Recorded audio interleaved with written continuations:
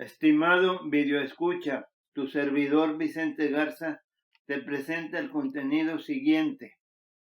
El credo en Francisco le señala su falsedad. En días recientes a Jorge Bergoglio Francisco le hicieron una oración denominada Credo a Francisco. Inciso A. ¿Por qué le hicieron la oración del credo a Francisco los de su equipo? Respuesta.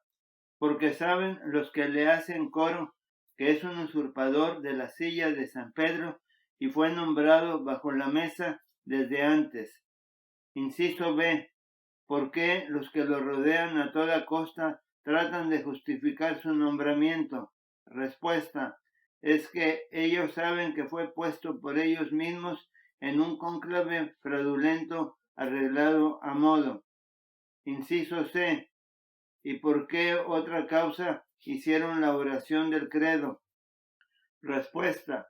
Es que después de tanto disparate y sandeces ofensivos que ha dicho en contra de las enseñanzas de Jesucristo y de su iglesia, y que los tendenciosos le han puesto en su boca, ven que se le está viniendo abajo por estar cimentado en el cieno de la falsedad, y a toda costa levantan ellos voces al ver que los hombres de buena voluntad que integran el pueblo de Dios no lo toman en cuenta, aunque algunos de su equipo lo siguen promoviendo haciéndole coro, pero saben que a estas alturas ya no pega ni un chicle. Inciso D. ¿Y por qué otra causa los seguidores de Francisco lo apoyan? Respuesta. No quieren perder los puestos que muchos inmerecidamente ostentan o que les prometieron dar. Punto 1. ¿Qué es lo que pretenden los que le hicieron la oración del credo a Francisco? Inciso A. Que creamos que es el genuino Papa. Punto 2. ¿Por qué nos dicen los que le hicieron la oración que tenemos que creer en él? Inciso A. Es que ellos mismos saben que Francisco es un usurpador de la silla de San Pedro. Inciso B. Es que ellos saben de que no fue inspirado su nombramiento de Papa por el Espíritu Santo. Inciso C. La triste verdad que ocultan es que fue impuesto a conveniencia de una corriente malévola llamada Agenda de los Teólogos de la Liberación o de la Perdición. Inciso D. ¿Qué fines tiene esta corriente? Primero, la de afectar las enseñanzas de Jesucristo. Segundo, dañar la estructura de la Iglesia de Jesucristo. Tercero, confundir a los hombres de buena voluntad del pueblo de Dios. Punto 3. ¿Por qué nos recalcan y remachan en esa oración que Francisco es el verdadero sucesor de San Pedro? Inciso A. Ellos mismos se delatan al tratar de ponernos en la boca su decir, ya que ellos saben que Francisco es un escogido por intereses oscuros cuyo fin es la de destruir la silla de San Pedro al no tener él interés, ni voluntad, ni raíces en el magisterio de la Iglesia, ni en las enseñanzas de Jesucristo. Inciso B. Y la verdad que no nos dicen es que su elección no fue inspirada por el Espíritu Santo. Punto 4. ¿Por qué no debemos de creer que el Espíritu Santo habla a través de él? Inciso A.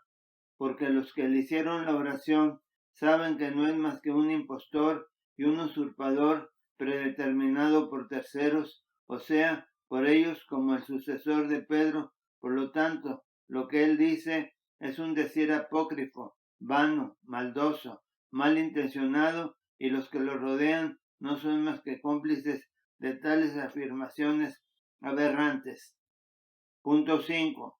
¿Por qué debemos de decir que no creemos que Francisco guía a la Iglesia? Respuesta. Inciso A. Señal de que los que hicieron la oración son unos aberrantes mentirosos, que aunque ellos se lo repitan, saben que es una mentira, pues el nombramiento de Francisco no fue por méritos propios de dedicación y cumplimiento de buen pastor, sino una condescendencia a sus tenebrosas inclinaciones, tendencias y a las que se había comprometido con los teólogos de la agenda de la liberación o de la perdición. Inciso B. ¿Cuál es el fin que persiguen los teólogos de la liberación o de la perdición y que a toda costa cumpla Francisco? Respuesta: que su ejercicio de pseudopapa esté dedicado primero a la destrucción de los principios y valores de las enseñanzas de Jesucristo que guarda su Iglesia Católica. Segundo, a que manche el magisterio y enseñanza de la Iglesia de Jesucristo. Tercero, a que confunda a los integrantes del pueblo de Dios, que somos nosotros, con sus errores. Punto 6. ¿Por qué decir que Francisco no se preocupa por todos los hombres? Inciso A. Respuesta: es que después de tanta sarta de errores, confusiones, mentiras y constantes descalificativos que dice Francisco hacia la fe que profesa el pueblo de Dios y que él se supone que profesa junto con su equipo, no queda más que no hacerle caso, excluyéndolo de nuestros espacios o entornos, junto con los que lo siguen y le hacen coro. Inciso B. ¿Cómo distingue el pueblo de Dios a un pseudopastor como Francisco? Respuesta: los hombres de buena voluntad saben cuando un pseudopastor trata de hacerlos tontos, al decir puras sandeces e incongruencias, atropellando las enseñanzas de Jesucristo, por los que se retiran del que habla con voz melindrosa y llena de maligna intención, por lo que se le deja solo junto con los que le hacen coro, pues lo identifican que no es más que un malandrín investido, en este caso de pseudopapa, no escogido por el Espíritu Santo, sino por sus nocivos malos amigos, los desbalagados pseudoteólogos o ministros, algunos muchos de la misma línea de él. Punto 7. ¿Por qué nos dicen que el magisterio de Francisco está en perfecta armonía con la fe y moral de la Iglesia? Inciso A. Los que compusieron esta oración del credo saben que Francisco ha sido una ametralladora de desatinos al servicio de la agenda de los teólogos de la liberación o de la perdición y otras corrientes que lo han llevado a la incongruencia maléfica en contra de las verdades de nuestra fe que nos dio Jesucristo en sus enseñanzas, por los que los integrantes del pueblo de Dios lo califican como un peligro por sus desvaríos a la fe. Debe de profesar y respetar y defender, y que el colegio de cardenales, faltando a la misericordia, no lo corrijan. Punto 8.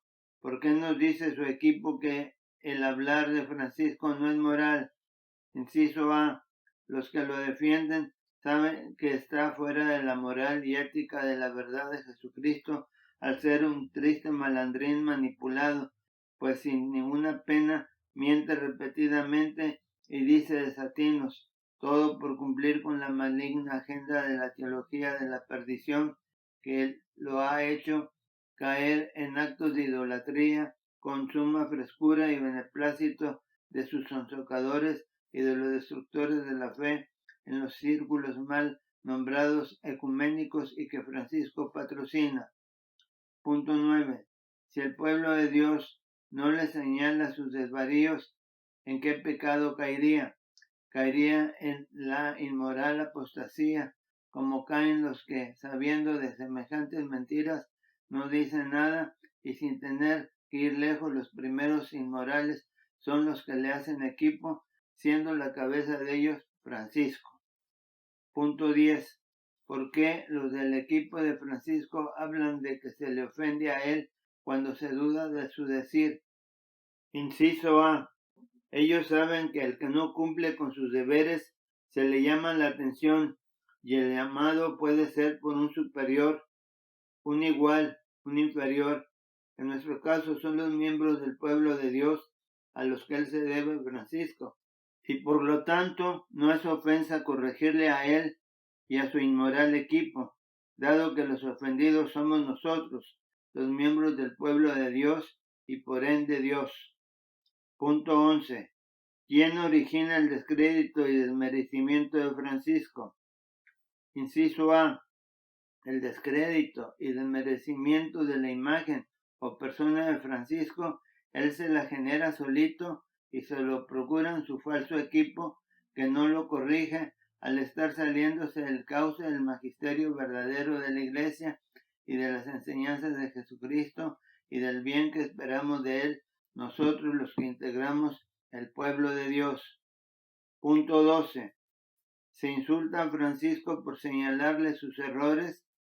Corregir no es insultar, mientras que Francisco y su equipo insultan y atropellan la fe del pueblo de Dios a la que se debe Francisco y su equipo, pues llevan su paso cada día hacia la barranca, mas los hombres de buena voluntad del pueblo de Dios solo se concretan a corregirlos, ya que saben que Francisco y sus seguidores, al entregarse a la agenda de la teología de la perdición, hicieron a un lado al Espíritu Santo en su consagración.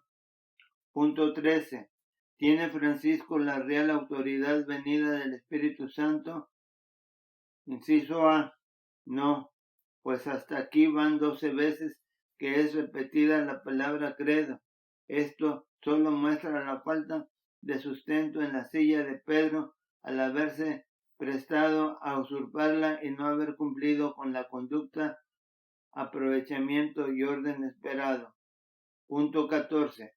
Francisco, con su mal aprovechamiento y mala conducta, ¿qué es lo que se ha asegurado o ha ganado?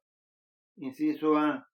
De que está fuera del magisterio y enseñanzas de Jesucristo y de la Iglesia, por lo que mancha la investidura de pseudopastor y lo de su equipo. Por ellos, los integrantes del pueblo de Dios prefieren dejarlos solos. Punto 15. A Francisco como pseudopapa. Inciso A. ¿Está en comunión con el magisterio de la Iglesia? No. Francisco como pseudopapa ¿está en comunión con las enseñanzas de Jesucristo? No. Francisco como pseudopapa ¿está en comunión con el pueblo de Dios? No.